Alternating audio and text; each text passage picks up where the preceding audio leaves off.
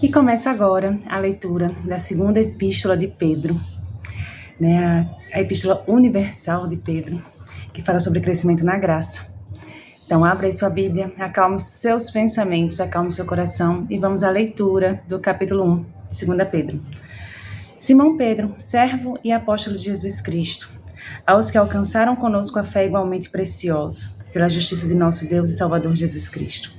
Graça e paz vos sejam multiplicadas pelo conhecimento de Deus e de nosso Senhor Jesus, visto como o seu divino poder nos deu tudo, o que diz respeito à vida e à piedade, pelo conhecimento daquele que nos chamou pela sua glória e virtude, pelas quais ele nos tem dado preciosas e grandíssimas promessas, para que por elas fiqueis participantes da natureza divina, havendo escapado da corrupção que pela concupiscência há no mundo. E por isso mesmo vós também, pondo nisso toda a diligência, acrescentai à vossa fé a virtude, e à virtude o conhecimento, e ao conhecimento a moderação, e à moderação paciência, e à paciência a piedade, e à piedade o amor fraternal, e ao amor fraternal a caridade.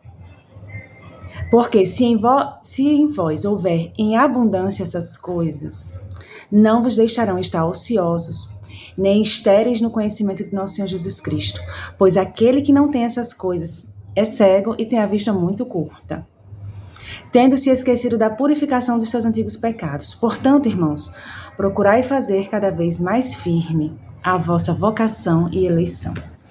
Fazendo isso, nunca jamais tropeçareis, porque dessa maneira vos será amplamente concedida a entrada no reino eterno de nosso Senhor e Salvador Jesus Cristo. Por isso eu não deixarei de vos admoestar sempre acerca dessas coisas, ainda que bem saibais e estejais confirmados na presente verdade, porque tenho por justo, enquanto estou neste tabernáculo, de vos despertar com admoestações, sabendo que brevemente tenho que deixar meu tabernáculo. Como também nosso Senhor Jesus Cristo já nos tem revelado. Mas também eu procurarei com diligência e em toda ocasião que depois da minha morte vós possais sempre ter lembrança dessas coisas. Porque não vos demos a conhecer o poder e a vinda de nosso Senhor Jesus Cristo, seguindo fábulas artificialmente compostas, mas com nossos próprios olhos vimos a sua majestade. Porquanto ele recebeu de Deus Pai honra e glória, quando lhe foi dirigida a seguinte voz a ele enviada da magnífica glória: Este é o meu Filho amado, em quem me tenho comprazido. E nós ouvimos esta voz dirigida do céu, quando estávamos junto com ele no Monte Santo. E temos também a palavra dos profetas muito firme, a qual fazeis bem em estar atentos, como a uma tocha que ilumina em um lugar escuro, até que o dia amanheça e a estrela da alva apareça em vossos corações. Entendendo primeiramente isto, que nenhuma profecia da Escritura é de interpretação particular. Nenhuma profecia da Escritura é de interpretação particular. Porque a profecia nunca foi produzida por vontade de homem algum, mas os santos homens de Deus falaram sendo inspirados pelo Espírito Santo. Amém? Deixa eu repetir o que eu já repeti, para a gente comentar um pouco sobre isso.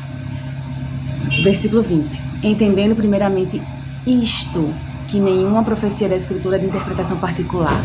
Isso se refere ao passado, como já dito, ao Antigo Testamento, que de fato era a Bíblia na época de Pedro.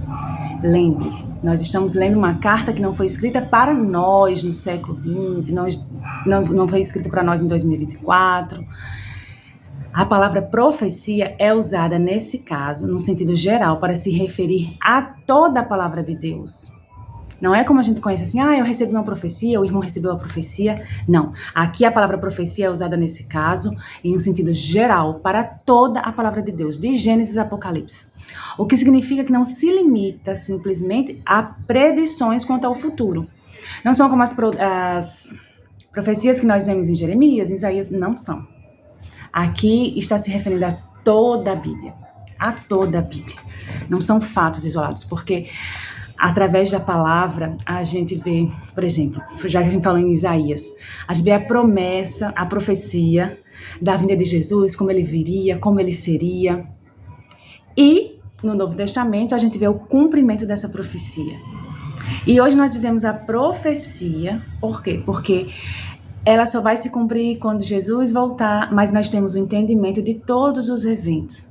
Nem que seja um pouco entendimento, porque eu confesso que é muito complexo ter todo o entendimento. Para isso nós temos os pastores, os professores, os mestres que nos ensinam, né? E como aqui tá muito bem falou, que não seja de interpretação particular. Por isso que a gente tem que seguir esses homens de Deus que estudam, que se esmeram, entregam suas vidas em busca desse conhecimento plano. Buscam no Senhor o entendimento que vem de Deus mesmo.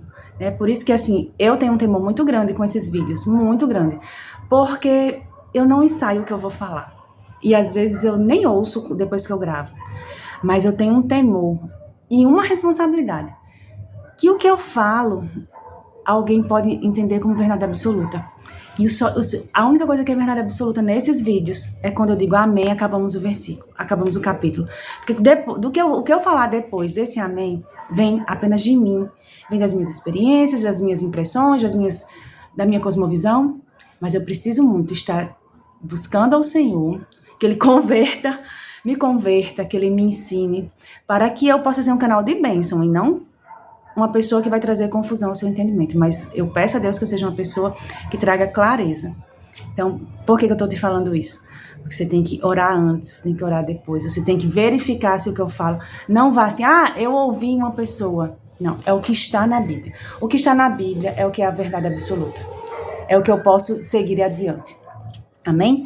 Então, que ore por mim, né? Ore antes de ouvir, de assistir.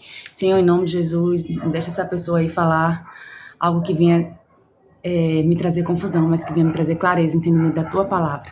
Amém? Deus abençoe sua vida.